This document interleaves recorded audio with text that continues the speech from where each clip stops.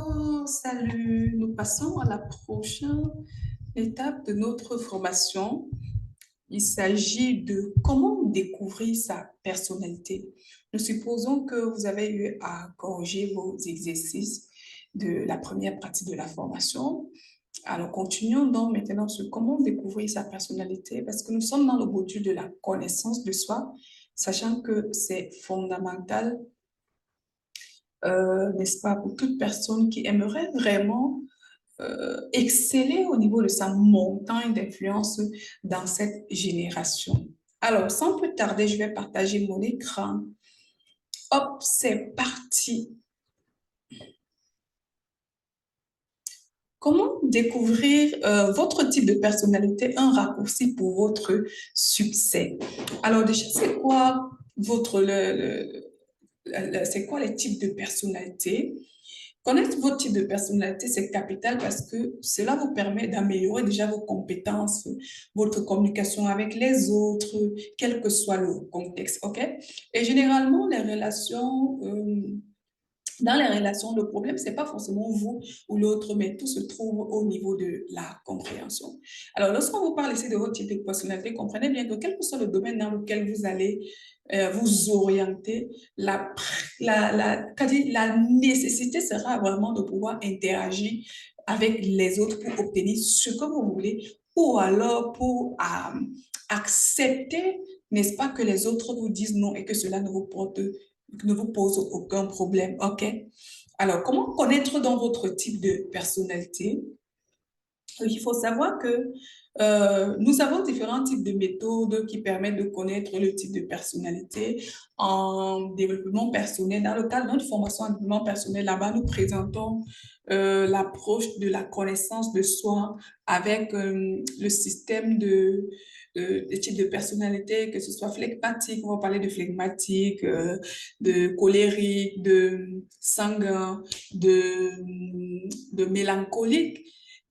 Nettement, en fait, ça, c'est une autre méthode, en fait, dans le cadre psychologique. Mais ici, nous avons préféré la méthode DISC et qui est pour nous la meilleure. Bon, lorsqu'on dit la meilleure, ça ne veut forcément pas dire que les autres méthodes sont caduques. Ça veut juste dire dans ce contexte de potentiel, c'est ce que nous avons préféré adopter et qui soit plus ou moins facilement explicite. Je vous dirais que lorsqu'on essaie de confronter les différentes explications avec les autres méthodes, c'est pratiquement la même chose, OK? Voilà, donc, ici, dans la méthode DISC a été créée dans le cadre de l'évaluation des performances. On l'utilise beaucoup plus en entreprise, dans le cadre de l'amélioration des performances du personnel d'une entreprise. Et elle s'articule autour de 4 couleurs pour les 4 styles comportementaux, OK? Le D qui représente le dominant, le rouge, I qui représente influent ou jaune, et S qui représente le stable, modèle comportemental vert, C qui représente consensueux, modèle comportemental bleu. Alors, nous allons évoluer donc pour connaître chaque type de personnalité afin de vous permettre à vous de pouvoir vous situer en fait. OK? Le rouge, dans son style comportemental, c'est quelqu'un qui est très objectif, donc, c'est quelqu'un dont l'objectif est de gagner, un franc-parler direct, impatient, adore surmonter les challenges, aime la confrontation, constamment en mouvement, chef d'entreprise à succès. Donc, c'est des personnes qui sont prédisposées à être des chefs d'entreprise à succès. Voix forte, utilisation de l'impératif. OK? Je me permets de faire un tout petit peu une parenthèse ici.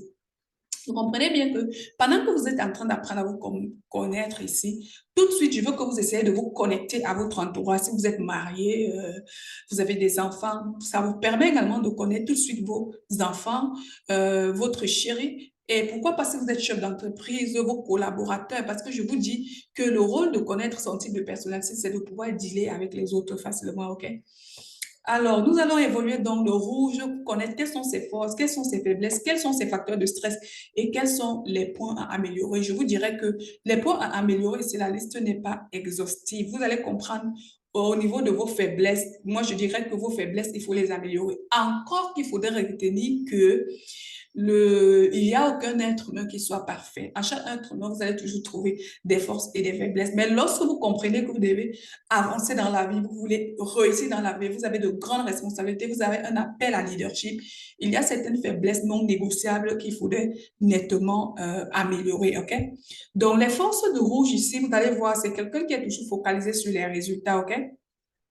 Très ferme et concluant, agit avec un sens de l'urgence en fait. Donc, c'est des personnes vraiment, dès lors qu'on se dit, voilà, on a un projet, il est déjà en train de chercher à mettre sur pied un plan d'action et dès lors qu'il y a un plan d'action, il est déjà en train de passer à l'action. All right? Dirige les autres avec clarté et précision, exprime son désir de contrôle et d'autonomie. Ma foi, lorsque c'est une femme, c'est pas évident, hein? Surtout si c'est une personne qui ne sait pas dealer avec sa personnalité ou c'est une personne qui ne se connaît pas. Parce que j'avoue, lorsque vous ne vous connaissez pas et que vous devez maximiser sur vos forces, vous allez certainement écraser les autres. Donc, à chaque type de personnalité doit être utilisé avec sagesse pour pouvoir vraiment fondre dans la masse, OK? Ses faiblesses, donc, c'est une personne qui est toujours impatiente, critique facilement les autres. Donc, vous voyez très bien que si c'est une personne qui a le sens de l'urgence et qui doit travailler avec un type de personne, vous allez découvrir les autres types de personnalités. Il y a certains types de personnalités comme le phlegmatique qui est toujours vraiment lent à l'action, vraiment lent au changement. Et lui, il va passer le temps à critiquer ces personnes. Donc, imaginez-vous donc dans un bureau ou alors dans un projet, un rouge qui ne se connaît pas, un phlegmatique qui ne se connaît pas. Les deux ne vont forcément pas pouvoir s'en sortir. Le phlegmatique va trouver que le rouge exagère, se prend la tête, toujours en train on appelle ça comment? Toujours en train de faire une forme de dictature. Et le rouge va appuyer véritablement sur ses forces. Ça va créer tout un chaos total en entreprise. Comprenez? Donc, ses faiblesses également, c'est quelqu'un qui contrôle tous les autres types de personnalités. Il faut savoir que chaque personne a parfois besoin d'une petite marge voilà, de responsabilité, un petit espace. Et si le rouge ne comprend pas ça, il va créer tout un chaos autour. Ben, imaginez que ce soit dans un foyer, une femme phlegmatique et, et un homme rouge, ou alors une femme rouge et un homme rouge, deux dictateurs dans un même foyer. Vous voyez le chaos que ça va donner si les deux ne se connaissent pas. Très réactif également, travaille avec un sentiment d'urgence. Je crois que là, à un moment donné, vous voyez une force qui devient une faiblesse dans un contexte très précis. Les facteurs de stress, généralement pour les rouges, c'est le manque de défis, manque de résultats, perte de temps, oh my God, la routine et les détails. Le manque d'autorité aussi est un facteur de stress pour le rouge. Lui demander de se calmer, oh my God.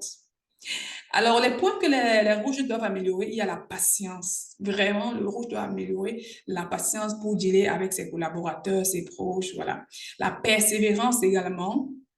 Le sport, le rouge doit faire beaucoup de sport pour dégager son trop plein d'énergie. Très important, développer également l'écoute active, OK? Je pense que je vais même écrire écoute active ici parce que les gens ont tendance à confondre l'écoute et l'écoute active. C'est pas parce que je te prête mon oreille que je suis en train de t'écouter, mais l'écoute active, vraiment, c'est prêter attention à la personne qui est en face de soi, écouter la personne, comprendre la personne. C'est pourquoi on ajoute active.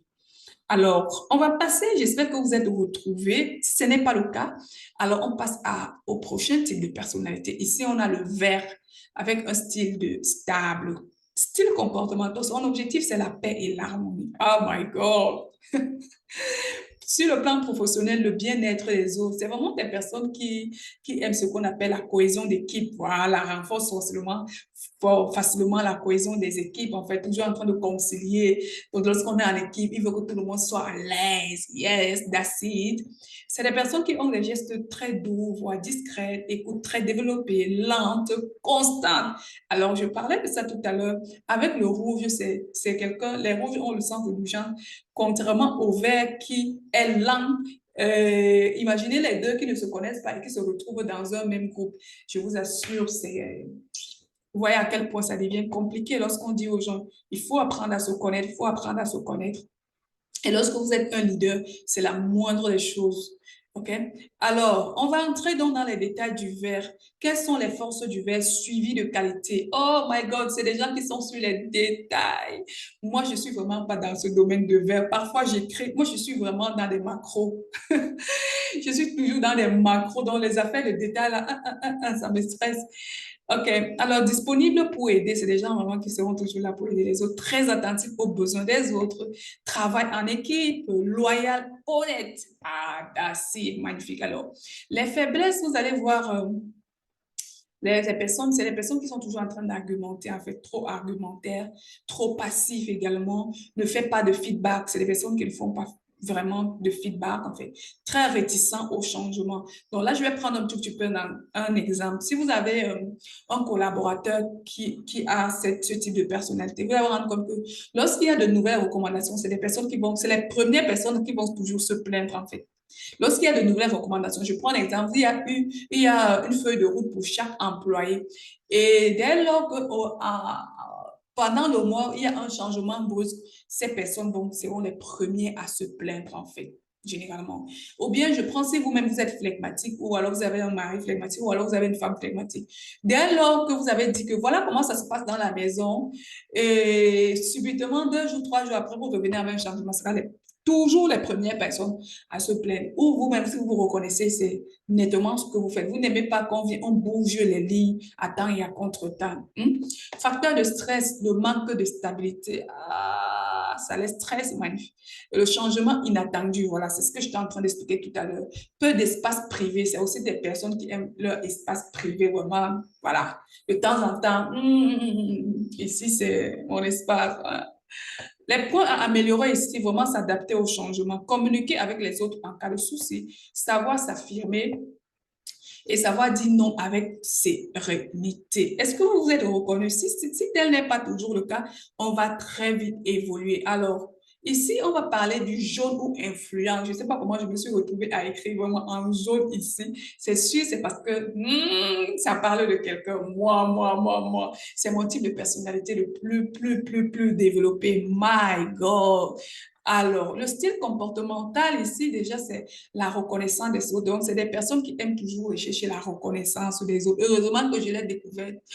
Ah, j'ai dû souffler ce jeudi. Parce que c'est pas évident de dealer avec son type de personnalité, hein. Quand vous le découvrez, je crois que c'est la plus belle chose qui soit arrivée à tout le monde, franchement. Donc, c'est des personnes qui sont toujours en train de rechercher la reconnaissance des autres. C'est des gens qui parlent beaucoup, mais alors beaucoup. Je dirais que pour vous ajouter à... C'est des gens qui sont capables de vous construire les étages avec leurs mots. Mais lorsque tu recherches le concret, il n'y a rien nulle part. Ce n'est donc pas beau à savoir. Le jour où j'ai découvert ça, je me suis fixé un objectif. J'ai dit désormais mes résultats doivent parler à ma place. Et je pense que aujourd'hui, je peux dire, glory be to God. Vraiment, thank you. Et c'est ce que je vous souhaite également. Ils aiment les contacts, les émotions. Oh, ça sort. Quand vous décrivez, ça fait un peu mal quand même. Commence plein de choses à la fois et ne finit pas. Aïe, ça fait mal. Métier de prédilection commerciale, marketing, communication. Je vous assure, je peux écrire ça jusqu'à la fin. Je vous ajoute ça. Communication, communication, voilà, écrivain, voilà, chant, on dit quoi, musicien, il y a encore quoi, avocat. Je peux vous écrire ça jusqu'à demain. Quand on se connaît, hein, c'est plus facile. Alors, hop, toujours souriant, ouvert aux autres, avec gestion dynamique, très à l'aise en public, orateur. Et ça me permet d'ajouter ici comme vraiment comme bonus orateur, hein, ouais. Des conférenciers, bas conférenciers. Voilà, conférencier. Donc, si vous vous retrouvez ici, il n'y a vraiment plus rien à dire, hein. C'est parti, c'est comme ça, OK? Alors, on va continuer avec les forces, les faiblesses, facteurs de stress et puis les points à améliorer. Donc, les forces des jeunes ici, c'est, on vous a dit où influents, donc c'est les influenceurs. Je pense qu'il fallait que je mette un accent là-dessus. C'est des influenceurs. Et je tiens à me rappeler ici que influents ou leaders, hein, franchement, c'est des leaders également. Parce qu'une personne qui a la facilité d'influencer les autres est un leader, OK? Et c'est vrai qu'aujourd'hui, on n'est pas en train de faire un cours sur le leadership, mais ça me permet quand même de faire une petite parenthèse à ce niveau. Je veux vous dire que les jeunes, c'est, en fait, c'est des personnes c'est des influenceurs. Et il y a un détail que je voulais souligner ici à ce niveau. Voilà. Donc, quel que soit le choix de votre vie, quels que soient les choix que vous faites dans votre vie, consciemment ou inconsciemment, vous allez influencer les autres. Ça veut dire quoi? Vous allez faire en sorte que les autres vont facilement adhérer à ce que vous faites, que ce soit bon ou mauvais. C'est comme ça. Vous êtes fait comme ça, en fait. Que ce soit bon ou mauvais, les gens vont facilement adhérer à votre façon de voir les choses, OK? Parce que vous êtes comme ça. Priorité aux relations, voilà. Donc, vous pensez plus aux autres qu'à vous-même. Oh, oh, les autres d'abord, je vous assure, c'est une torture. Mais alors, c'est aussi une force. Euh, Aime travailler en groupe. Oh my God, super. Communique de manière spontanée. Voilà, c'est des personnes spontanées. Et ce qui est très important lorsque vous vous connaissez et que vous vous acceptez, parce que généralement, les gens trouvent toujours que vous êtes dans les excès. Alors, et vous-même également, hein, émotionnellement expressif, improvise en se basant sur son intuition. Ah, ça, c'est la qualité des leaders. Motivateur surtout. Les faiblesses, alors, c'est bavard. Je vous ai expliqué ce que la conséquence du bavardage, ça veut dire que vous êtes prêt à dire, à beaucoup dire, mais quand il s'agit de passer à l'action, ce n'est plus votre truc. Vous allez rendre compte que les personnes jeunes ou influentes n'aiment pas écrire. Pourtant, si elles se mettent à écrire, ce qui sort de là est juste waouh. Pourquoi? Grâce à leur côté émotionnel très développé. Trop optimiste. Donc, c'est les personnes, même quand on est dans un chaos, tout le monde a déjà vu que ici c'est fini, eux, ils vont pour vous dire que non, il y a encore de l'espoir. C'est ce qui fait leur côté motivateur. Mais c'est quelque part, dans un contexte, ça devient aussi une faiblesse. Vous voyez? Pas d'acte concret. Voilà, je le disais tantôt. Ne limite pas le temps à passer avec des gens. Alors là, je vous assure, c'est quelque chose que, bref, quand vous vous connaissez, vous devez travailler ça. Ouais, c'est une faiblesse parce qu'effectivement, une denrée, je veux dire que la chose la plus importante pour quelqu'un dans la vie, c'est la gestion du temps, en fait. C'est le temps. Par contre, les jeunes, dès qu'ils ouvrent leur bouche pour parler, on ne s'arrête plus. Hein? Vous voyez comment on me décrit. Oh my God. Heureusement que je suis en train de travailler là-dessus. Donc, fais confiance à son intuition. Et ce que je veux dire, c'est qu'un jeune qui ne se connaît pas ne fera vraiment pas confiance à son intuition. Pourquoi? Parce que, à cause du manque de confiance en soi et d'estime de soi, je vous ai dit que lorsque vous ne vous connaissez pas, vous êtes la première personne à vous rejeter vous-même. Donc, vous allez être en conflit permanent avec votre identité, OK? Mais là, c'est vraiment une personne qui se connaît et elle fera confiance à son intuition. Évite de critiquer les autres. Oh, c'est une faiblesse aussi. Pourquoi? Parce qu'il y a des gens à qui il est important de dire ici, tu as mal fait. Ici, je pense que tu peux améliorer. Mais le jaune est toujours en train de comprendre les autres. Et ça me permet de vous dire que si vous êtes dans le jaune, ça veut dire que vous êtes certainement multipotentiel. Oui. Ah, allez, on évolue. Les facteurs de stress, c'est un travail administratif. Vraiment, les jeunes n'aiment pas le travail administratif. Ça les casse la tête, ça les casse la tête en fait. Voilà. Le rendre invisible. Le jaune n'aime pas quand on dit quoi? On le rend invisible. Parce que c'est des personnages publics en fait. Lui interdit de l'humour. Oh! Oh non, c'est magnifique de se connaître sérieux. Les points à améliorer, c'est se contrôler, vous voyez, savoir dealer vraiment avec ses émotions, savoir les réguler. Et il y a aussi une stratégie qu'on utilise pour réguler ses émotions. C'est tout un travail qu'on montre vraiment dans le programme Mentorat des multipotentiels, surtout parce que là, il faut comprendre que c'est vraiment une grande nécessité de dealer avec ses émotions, la maîtrise de soi, réfléchir avant toute décision. Alors ça, c'est très important aussi parce qu'à cause du côté émotionnel très expressif, parfois, les multipotentiels ont toujours le cas. Oh, je parle des jaunes, mais c'est eux, hein. Oui, oui, oui, les jaunes, c'est les multipotentiels. Donc, ils ont toujours ce côté de vouloir prendre les décisions sur le cours de leurs émotions, en fait. S'organiser, le sens de l'organisation est très important. Se focaliser sur du concret également, parce que, voilà, vous êtes toujours dans les nuages, hein? Je ne peux plus dire nous parce que je suis en train de travailler là-dessus, hein. Soyez orienté résultat en vous entourant des personnes bleues ou les rouges, vous voyez. Vous voyez donc pourquoi quand vous vous connaissez, vous pouvez dealer avec les autres types de personnalités. Vous ne verrez plus un rouge comme on les appelle un dictateur, mais comme un complément pour vous-même performer davantage.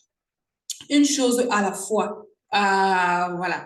Encore que dans ce cas, je dis souvent que c'est bien de se faire accompagner de quelqu'un qui maîtrise la chose parce que c'est facile de vous dire à vous les jaunes que une chose à la fois, mais lorsque vous êtes face à votre réalité, vous avez du mal à tenir en fait. Pourtant, c'est vraiment important d'insister en disant une chose à la fois. Donc, nous avons notre programme de mentorat des multipotentiels ou des personnes comme vous.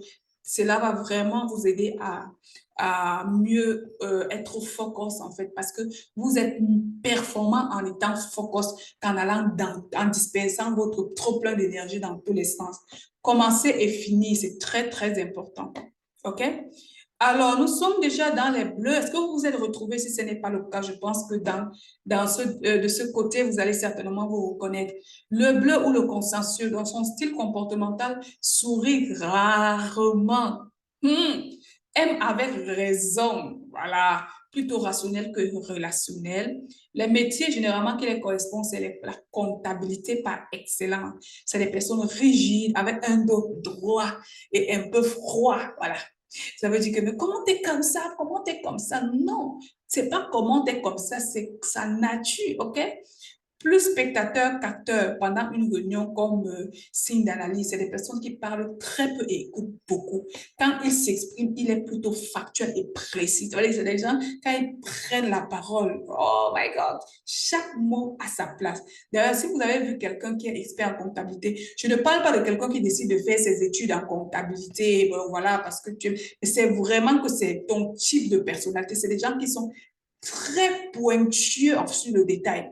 C'est des gens qui sont, elle a dit la comptabilité et eux, c'est une et une seule personne parce qu'en comptabilité, chaque un franc a un sens en fait. Chaque un franc a un sens. OK?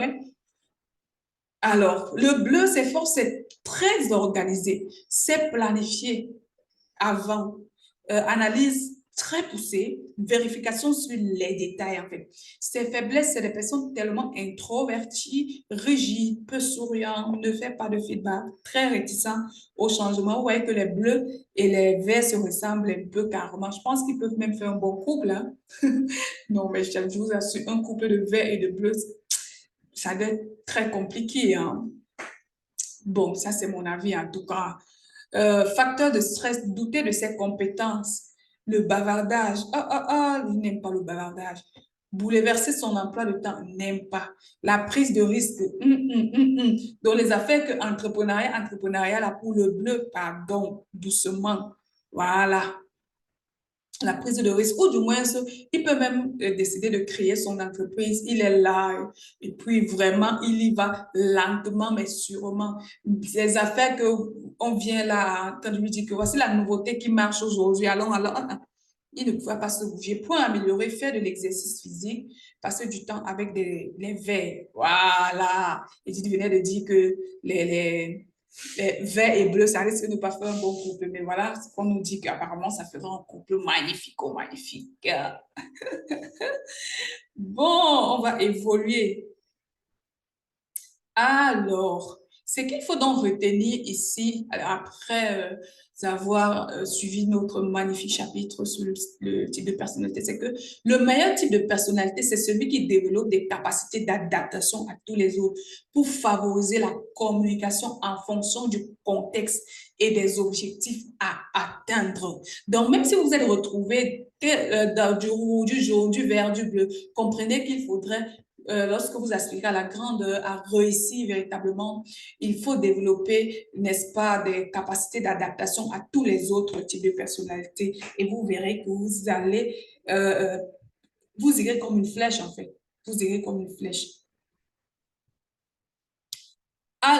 va continuer. Aujourd'hui, on va parler du chapitre 3, identifier, améliorer son leadership. Alors, nous avons embrayé un tout petit peu sur ce chapitre, mais nous sommes pas allés vraiment très en profondeur. Mais je pense que lorsqu'on parle de la connaissance de soi, il est important également d'aborder un peu l'aspect leadership.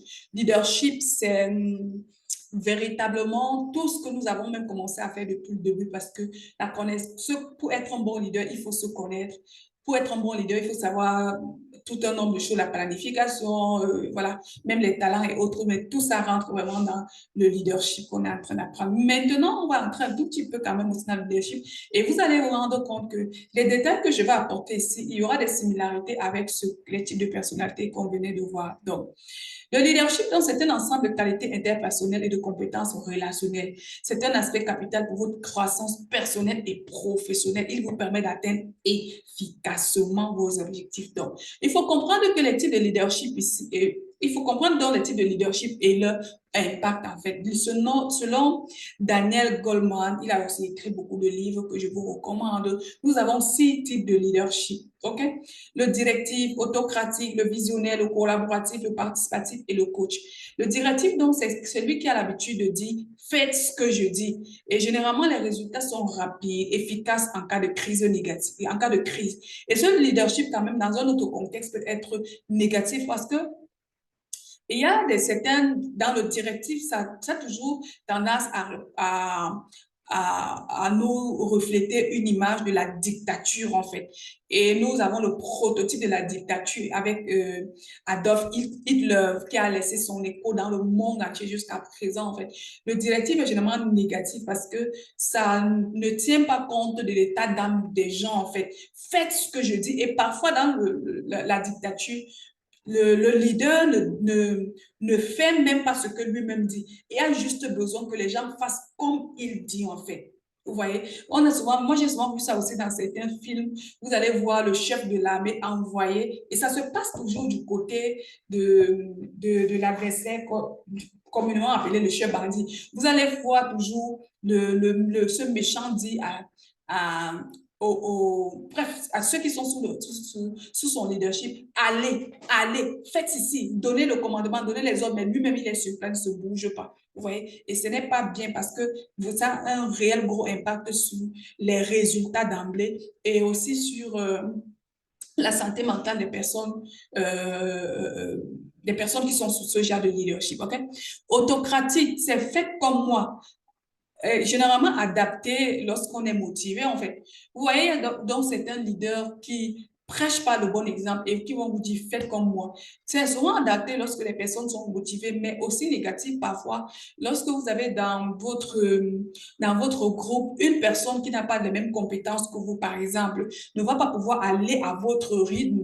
Je dis souvent à certains leaders, vous avez peut-être eu à faire tellement de cours sur le leadership, vous avez lu beaucoup de livres, vous avez été au contact des meilleurs leaders et il se peut que vous soyez désormais un leader qui doit, n'est-ce pas, aider d'autres personnes, qui doit former d'autres personnes. Si vous utilisez le leadership autocratique, vous allez abîmer les gens. Pourquoi? Parce que votre niveau est tellement poussé que les personnes qui sont sous votre leadership ne sont toujours pas à la hauteur de vos compétences. Et oui, à ce niveau, ça devient donc négatif. Mais si c'est des personnes qui sont également compétentes, motivées, même si ces personnes n'ont forcément pas votre niveau de leadership, vont pouvoir se fondre dans votre, n'est-ce pas, dans votre élan, en fait. OK?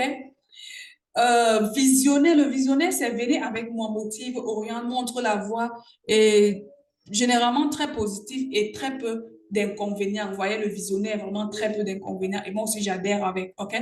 Le collaboratif, c'est ici, les collaborateurs d'abord, cohésion de l'équipe, apaise les tensions, d'où pour les motiver. Ici également, le visionnaire, le collaboratif, ça c'est aussi un très bon leadership. Mais j'avoue que dans un contexte également, ça peut être négatif, surtout dans un contexte d'urgence. Je prends un exemple. Si maintenant il y a peut-être un coup d'État dans un pays, ce que je ne souhaite pas, et qu'il faut intervenir directement, je pense que celui qu'on va prendre cela, soit le directif ou bien autocratique. Pourquoi? Parce qu'il y a le sens de l'urgence. On n'a pas le temps de motiver les équipes, on n'a pas le temps de leur dire ceci.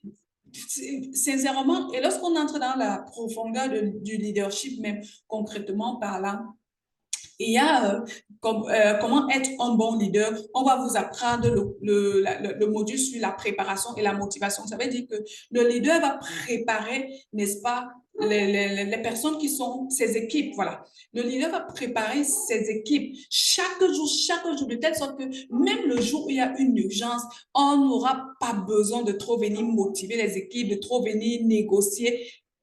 Grâce à la préparation longtemps faite, on pourra lever des urgences, en fait, OK?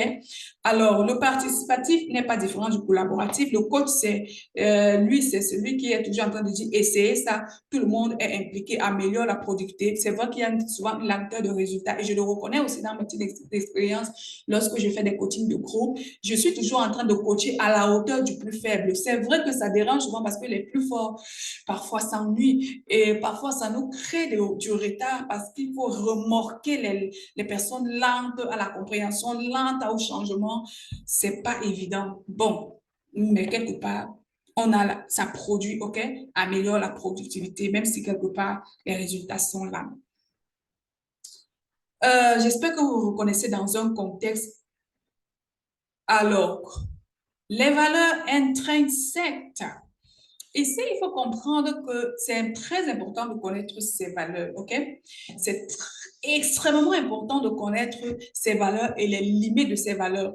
Une chose que je traînais il y a longtemps, je me disais que voilà, lorsqu'on est chrétien, par exemple, on n'en a pas besoin d'avoir des valeurs non négociables. Mais je vous dis, chaque être humain doit avoir des valeurs non négociables, OK? Très important, en fait. On appelle ça les principes. La ligne rouge. L'objectif, donc, est de prendre conscience de la limite que vous ne pouvez franchir vous-même, ni les autres vis-à-vis de vous. C'est une puissante technique de l'affirmation de soi, car les autres doivent respecter vos limites en fonction du contexte, que ce soit une épouse, une mère, une employée, un patron. Voilà, si vous n'avez pas de limites en ce qui concerne vos valeurs, les gens vont vous marcher dessus. OK? Et vous-même, vous allez vous marcher dessus. Parce que généralement, on a l'habitude d'accuser les autres. Alors que si les autres arrivent à vous mépriser, ça veut dire que vous-même, vous méprisez vous-même. D'accord? Alors, les types de valeurs ici, faites la liste déjà de vos valeurs, au moins 10, et faites la liste de vos valeurs non négociables.